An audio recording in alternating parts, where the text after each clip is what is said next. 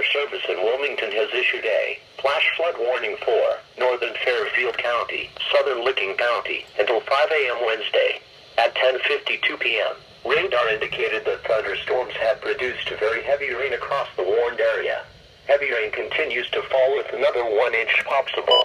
Buckeye Lake Fire Department was reporting several roads closed in the area.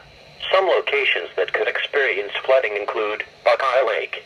Do not enter or cross flowing water or water of unknown depth.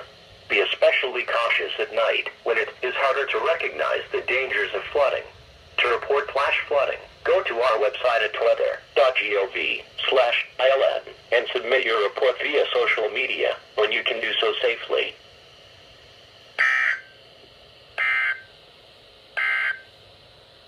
Now